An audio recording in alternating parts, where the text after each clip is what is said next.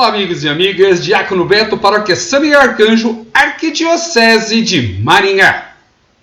Terminamos o nosso estudo sobre o Pentateuco e agora daremos início aos livros históricos. São 16 livros que muito falam para nós sobre Deus, sobre o povo e sobre nós mesmos. Mas antes de iniciarmos o estudo, invoquemos a Trindade Santa, que é Pai e Filho e Espírito Santo. Amém. Quando você pega o índice da sua Bíblia, você vai ver Antigo Testamento e o Novo Testamento.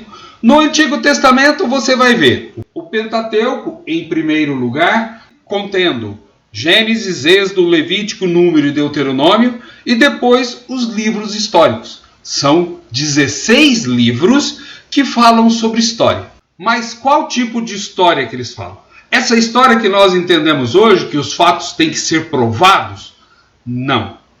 O povo de Deus muito cedo começa a narrar a sua história.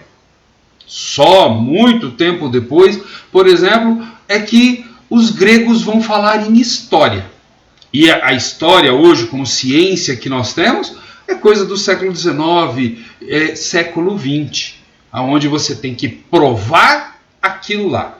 Para o povo de Deus, que está contando a sua história, aquilo é algo muito interessante. É muito próximo de um passado recordado, de uma memória do passado, e não propriamente de provas sobre o que aconteceu no passado, provas científicas. Então, não havia essa preocupação de estabelecer com certeza um fato e um evento. Ele era transmitido a partir, para o povo de Deus, da fé, da relação que eles vão ter com Deus. Isso muda muito. Hoje, eu sou formado em História. Eu preciso ter uma cientificidade daquilo. Eu não posso inventar. O povo de Deus vai falar os seus fatos históricos a partir da sua relação com Deus. É outro tipo de história. Não é uma história como nós entendemos hoje, mas uma história de como que Deus se apresenta ao seu povo e de como que esse povo percebe seu Deus. É uma relação religiosa. Então, na Bíblia, a gente não fala de isso historicamente não é provado. Não precisa. Por quê? Porque quando ela foi escrita, alguns textos há 2.600 anos atrás, esse conceito de história que nós temos hoje nem existia. Por isso, nós não falamos que a Bíblia tem erros históricos. Tem a partir de hoje, mas não a partir daquele tempo, onde você não tinha as condições de análise que nós temos hoje. A Bíblia ela não está preocupada com a historicidade das coisas. Ela está preocupada, sim, em narrar como que povo e Deus e povo se relacionaram. Então, ali é o teológico e não o histórico e não o geográfico. Então, a gente não fala que a Bíblia tem erros históricos. A gente fala que naquele momento eles entendiam daquele jeito. São 16 livros históricos. Pegue o índice de sua Bíblia e você vai ter, por ordem, Josué, a entrada na Terra Prometida. Juízes, quando eles se organizam já na Terra Prometida. Ruth, escrito muito tempo depois, mas retratando algo importante da Terra Prometida, os estrangeiros e assim por diante. 1º e 2º Samuel e 1º e 2º Rei. Aqui já narrando Samuel, o fim do período tribal para a entrada na monarquia. E 1º e 2º Rei falando já da monarquia, uma narrativa dos 42 reis que vai ser comentado.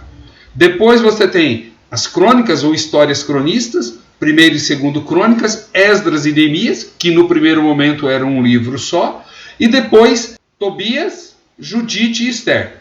E para encerrar, 1º e 2º Macabeus, que já está lá pertinho de Jesus.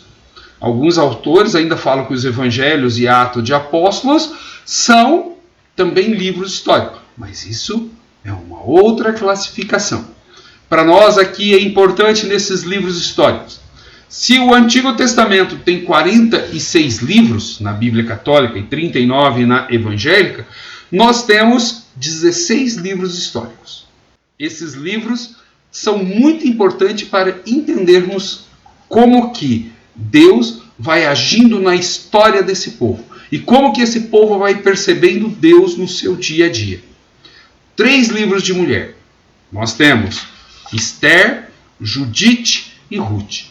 3 livros bonitos para falar da figura feminina de um povo muito machista. Importante percebermos isso.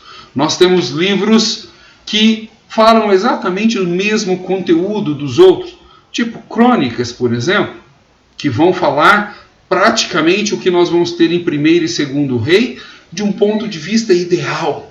Davi como o grande. Então, tudo isso é importante porque forma a Bíblia. E a Bíblia transmite para nós Deus. Às vezes, de uma maneira muito positiva, fácil de entender. E às vezes, de uma maneira um pouco mais enviesada. Mas nunca deixando o seu objetivo, transmitir-nos Deus. Diante disso, nós precisamos ter claro para iniciarmos esse nosso estudo. Até agora no Pentateuco, aonde nós vimos um pouco da história de como que Deus se apresenta a esse povo e de como que esse povo recebe Deus, indo e vindo, se aproximando e se distanciando. Agora eles estão, conforme nós vimos no final do livro do Deuteronômio, no último discurso de Moisés, às portas da terra prometida. O primeiro livro histórico, Josué, vai nos falar de como que esse povo entra na terra prometida, divide essa terra prometida. Já Juízes, como que eles já se organizam dentro da terra prometida, num sistema diferente do sistema dos reis, onde um mandava. Agora não. A cada período, uma pessoa surge com uma liderança e depois volta para a sua vida. Nós temos os juízes. Depois, 1º e 2º Samuel, quando o povo parece estar cansado daquele sistema, esquece Deus, esquece a aliança que fez com Deus e Deus fez com eles, e querem novamente um rei. Depois nós temos 1º e 2º Reis, que conta a história da monarquia, de como que o povo voltou a ser administrado por um rei. Dentro disso, 1º e 2º Crônicas, retomando um pouquinho 1º e 2º Reis, Esdras e Neemias, já falando do período posterior ao exílio da Babilônia. E aí, Ruth, Judite e Esther falando de temas durante todo esse período importante para a vida do povo. Aqueles que não podiam influenciar ou tomar decisões a nível de nação, mas que tinham que viver sua fé no dia a dia. E Tobias. Importantíssimo tudo isso, porque são livros gostosos de ler, com histórias bonitas, às vezes até no gênero novela, e que transmitem muito para nós. Sigamos juntos para estudarmos essa parte boa da Bíblia, e que muita gente às vezes pula por não entender. Mas antes, se você ainda não é inscrito em nosso canal, se inscreva, compartilhe com seus amigos, para que juntos estudemos a palavra de Deus. Paz e bem a todos.